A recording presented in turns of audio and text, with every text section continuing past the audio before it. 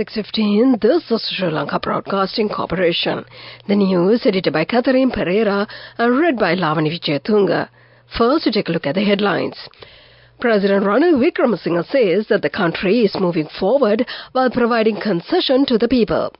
The ban against LTTE in the European Union further extended. The PAFREL organization says that they will observe the presidential candidates whether they act according to the Election Expenditure Regulatory Act. EC announces possibility to vote at alternate polling station. Sri Lanka to boost local medicine production by 90% next year. The Treasury ready to allocate funds for the presidential election. In news overseas, Harris tells Netanyahu it is time to end the war in Gaza. Those are the headlines, and now let's move on to the details of the local news. President Ranil Wickremesinghe says that the country is moving forward while providing concession to the people. But still, people are facing economic difficulties. Measures will be taken to provide more concessions to the people. The tourism industry, which collapsed, has shown progress. He also stated that the country will move forward according to the agreement reached with the IMF. He made these remarks while addressing a public rally of the joint Podujana Peramuna held in Galle under the theme Ekwa Jagamu. Parliamentarian Mahindananda Aluggamage said that several senior members of the Samagi Janabalawegaya will support Ranil Wickremesinghe. The Council of the European Union has renewed its proscription of the Liberation Tigers of Tamil Eelam in the European Union for a further period of 6 months, Sri Lanka's Minister of Foreign Affairs announced.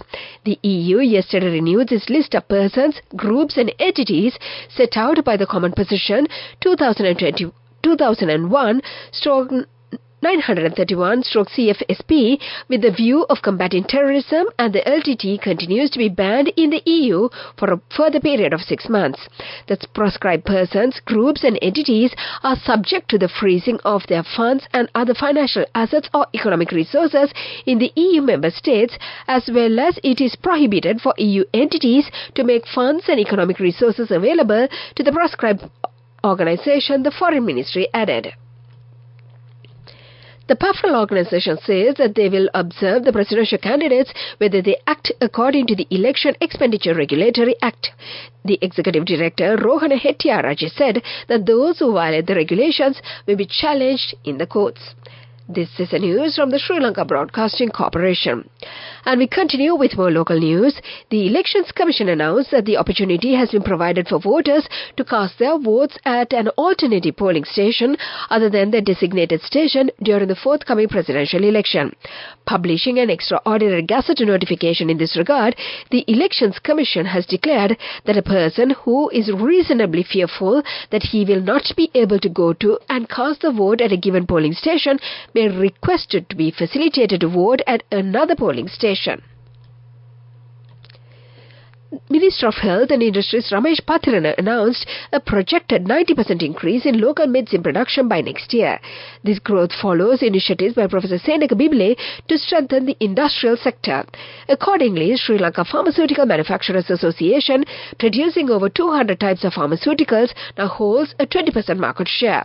Local manufacturers supply about 25% of the essential drugs to the government hospitals and clinics, reflecting significant industry advancements. And to conclude the local news, the headlines once again. President Ranil Wickremesinghe says that the country is moving forward while providing concession to the people. The ban against LTTE in the European Union further extended. The PAFREL organization says that they will observe the presidential candidates whether they act according to the Election Expenditure Regulatory Act. EC announces possibility to vote at alternate polling stations. Sri Lanka to boost local medicine production by 90% next year. The Treasury ready to allocate funds for the presidential election. And that was the local news. The main news story is brought to you by Sinhala Mahatmya. The main news story for this evening, State Minister for Finance Ranjit Siamalapidi said that if the number of presidential candidates increases, leading to an increase in costs, there will be no financial concerns as there are reserves to meet the unforeseen circumstances. He assured that the Treasury is prepared to allocate funds for the upcoming presidential election as requested by the Elections Commissioner. The minister said that 10 billion rupees has been set aside for election activities through the last budget and the economy is sufficiently regulated to free the money economy without disrupting cash flows. The Election Commissioner's office has estimated the cost to be nearly 8 billion rupees, and the Treasury is ready to release the funds for urgent needs such as printing, security, fuel and ballot boxes. And that was the main news story. The main news story was brought to you by Sinhala Vedamahatmya. And in Watchlight this evening, the Consumer Affairs Authority revealed that legal action will be taken against shopkeepers who fail to display the reduced price of a 450-gram loaf of bread, which has been decreased by 10 rupees. The Consumer Affairs Authority has instructed the officers of the Investigation Department to carry out the relevant raids to ensure compliance. And that came to you in Watchlight.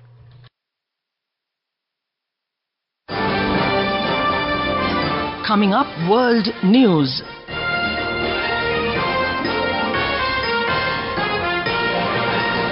Headlines of the world news. Harris tells Netanyahu it is time to end war in Gaza. South Korea wrongly introduced as North Korea at the Olympics. South Africa police arrest Libyans at illegal military camp. Those are the headlines, and now let's move on to the details of the world news. Vice President Kamala Harris on Thursday said she urged Israeli Prime Minister Benjamin Netanyahu to reach a ceasefire deal soon with Hamas so that dozens of hostages held by the militants in Gaza since October 7th can return home.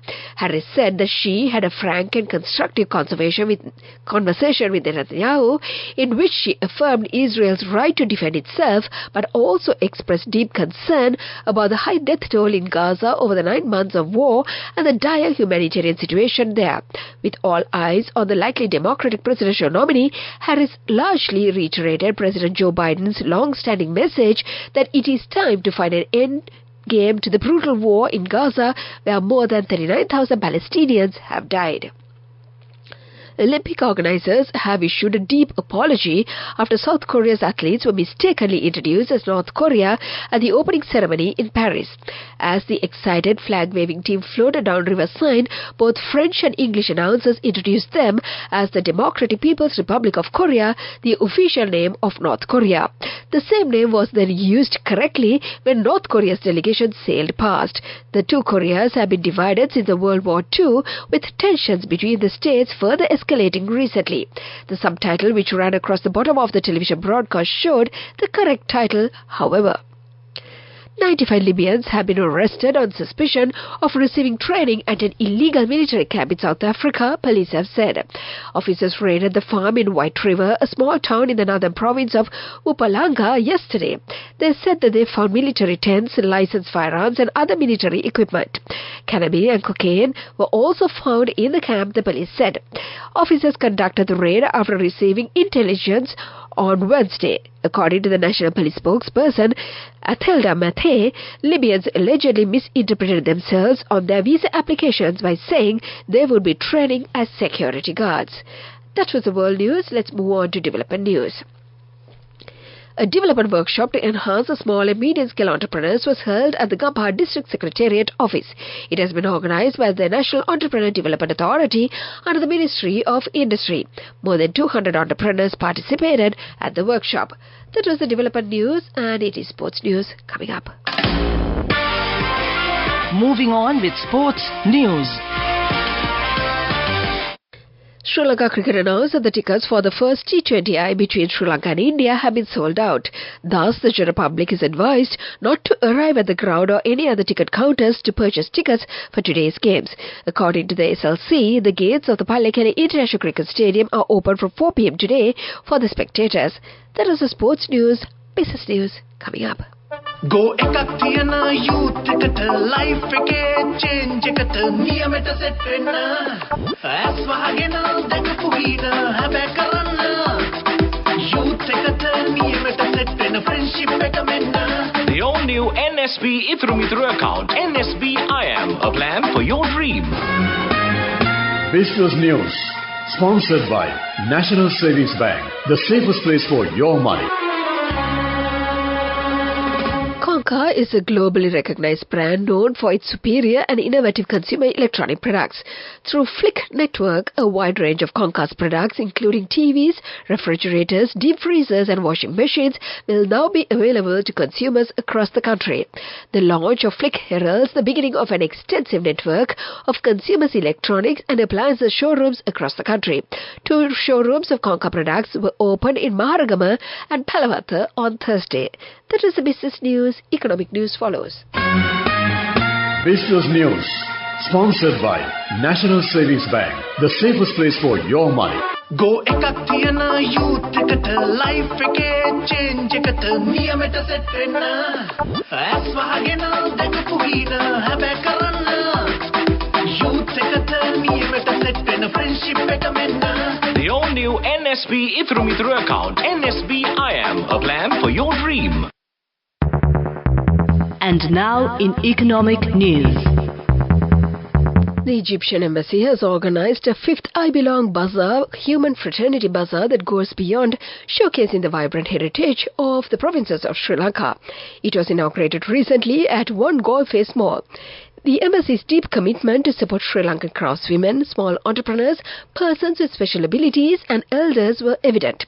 This event promised to be a heartwarming fusion of artistry, culture and compassion. That is economic news and the weather report to conclude. Weather report.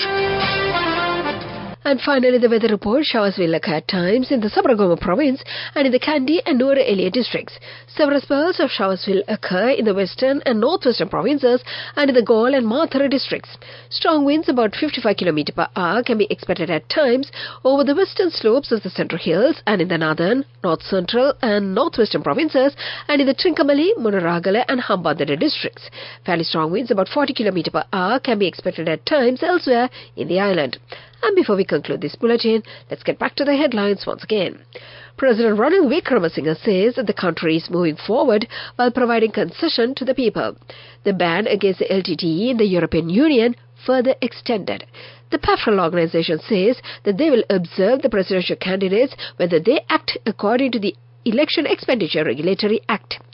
The Election Commission announces possibility to vote at alternate polling stations. Sri Lanka to boost local medicine production by 90% next year.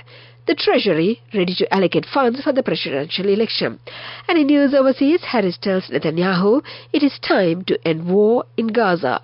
And with that, we conclude this bulletin of news. Now it's back to your regular Saturday evening host and my friend Shantima on the other side of the glass furnace.